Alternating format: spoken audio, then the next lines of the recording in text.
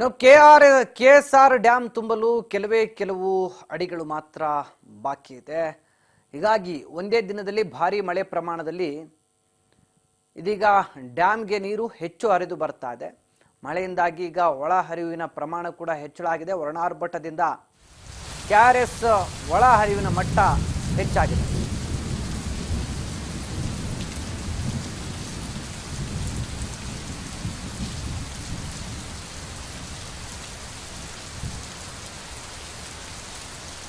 ಡ್ಯಾಮ್ಗೆ ನೀರು ಹರಿದು ಬರ್ತಾ ಇದೆ. ನಿರಂತರ ಮಳೆಯಿಂದ KRS ನ ಒಳ ಹರಿವು ಕೂಡ ಹೆಚ್ಚಳ ಆಗಿದ್ದು ಇದೀಗ KRS ಡ್ಯಾಮ್ ಇನ್ನೇನು ಭರ್ತಿ ಆಗುವ ಹಂತಕ್ಕೆ ಬಂದಿದೆ. KRS ಡ್ಯಾಮ್ ತುಂಬೋದಕ್ಕೆ ಕೆಲವೇ ಅಡಿಗಳು ಮಾತ್ರ ಬಾಕಿ ಇರೋದು.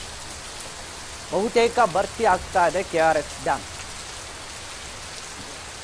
ಕಾವೇರಿ ನದಿ ಪಾತ್ರದಲ್ಲಿ ಭಾರೀ ಪ್ರಮಾಣದಲ್ಲಿ ಸುರಿದಿರುವ ಮಳೆಯಿಂದಾಗಿ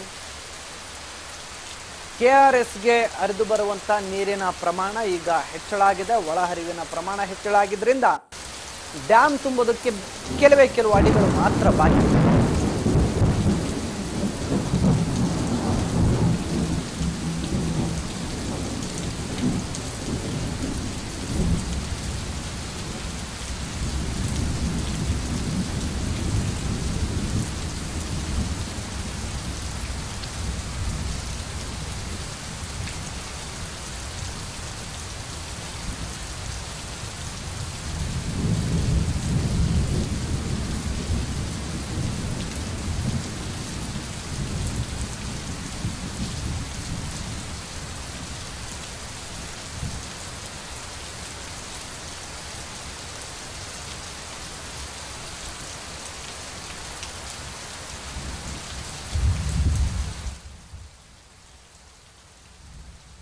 ಇದು KRS ಡ್ಯಾಮ್ ನೋಡ್ತಾ ಇದ್ದೀರಿ.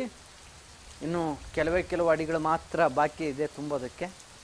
ಈಗಾಗಲೇ ಭಾರೀ ಪ್ರಮಾಣದಲ್ಲಿ ಮಳೆ ಆಗ್ತಾ ಇರೋದ್ರಿಂದ ಕಾವೇರಿ ಜಲಾನಯನ ಪ್ರದೇಶದಲ್ಲಿ ಭಾರೀ ದೊಡ್ಡ ಮಟ್ಟದಲ್ಲಿ ನೀರು KRS ಡ್ಯಾಮ್ಗೆ ಹರಿದು ಬಂದಿದೆ. ನೀವು ದೃಶ್ಯಗಳಲ್ಲಿ ಗಮನಿಸ್ಬೋದು. ಕೆಲವು ಅಡಿಗಳು ಮಾತ್ರ ಬಾಕಿ ಇರೋದು ತುಂಬೋದಕ್ಕೆ. ಈಗಾಗಲೇ ಡ್ಯಾಮ್ನಲ್ಲಿ ಭಾರೀ ಪ್ರಮಾಣದಲ್ಲಿ ನೀರು ಬಂದು ತುಂಬಿಕೊಂಡಿದೆ. ಬಹುತೇಕ ಭರ್ತಿ, ಇನ್ನು ಸ್ವಲ್ಪ ಅಡಿಗಳು ಮಾತ್ರ ಬಾಕಿ ಇದೆ.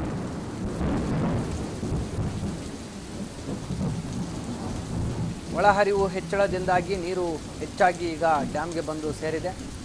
ಗರಿಷ್ಠ ಸಾಮರ್ಥ್ಯ ಇರೋದು 49.452 TMC. ಇಂದಿನ ಸಾಮರ್ಥ್ಯ ಇರೋದು 38. ನೋಡಿ, 38 TMC ಈಗಾಗಲೇ ಇದೆ. ಒಳಹರಿವು 44,617 ಕ್ಯೂಸೆಕ್ ಇದೆ. ಹೊರಹರಿವು 2,566 ಕ್ಯೂಸೆಕ್ಕು. ಈಗ ಬಹುತೇಕ ಮಿಕ್ಕಿದ ಡ್ಯಾಮ್ಗಳನ್ನು ಓಪನ್ ಮಾಡ್ತಾರೆ.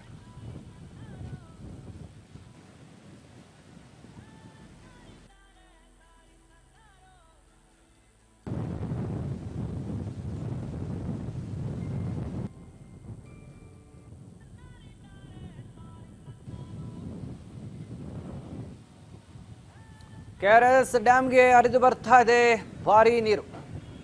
ಇನ್ನು ಕಲ್ಯಾಣ ಕರ್ನಾಟಕದ ಜೀವನಾಡಿಗೆ ಜೀವ ಕಳೆ ಬಂದಿದೆ. ಆಂಧ್ರ ತೆಲಂಗಾಣ ರಾಜ್ಯಗಳ ರೈತರ ಜೀವನಾಡಿ ತುಂಗಭದ್ರಾ ಜಲಾಶಯ ಕೂಡ ಬಹುತೇಕ ಭರ್ತಿಯಾಗುವ ಹಂತಕ್ಕೆ ಬಂದಿದೆ. ಮಲೆನಾಡಿನಲ್ಲಿ ನಿರಂತರ ಬಿಟ್ಟು ಬಿಡದೆ ದಿನಂಪ್ರತಿ ಮಳೆ ಆಗ್ತಾ ಇರೋದ್ರಿಂದ ತುಂಗಭದ್ರೆಗೆ ಈಗ ಜೀವ ಕಳೆ ಬಂತು. ಕೊಪ್ಪಳ, ರಾಯಚೂರು, ಬಳ್ಳಾರಿ, ಹೊಸಪೇಟೆಯ ಜೀವನಾಡಿ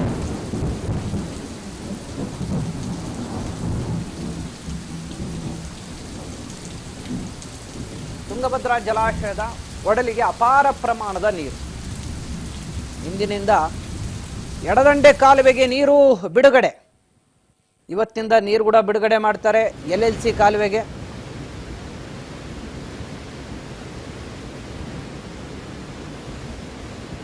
ಇಂದಿನಿಂದಲೇ ಎಡದಂಡೆ ಕಾಲುವೆಗೆ LLC ಕಾಲುವೆಗೆ ನೀರನ್ನು ಬಿಡೋದಕ್ಕೆ ತುಂಗಭದ್ರಾ ಕಮಿಟಿ ರೆಡಿ ಆಗಿದೆ.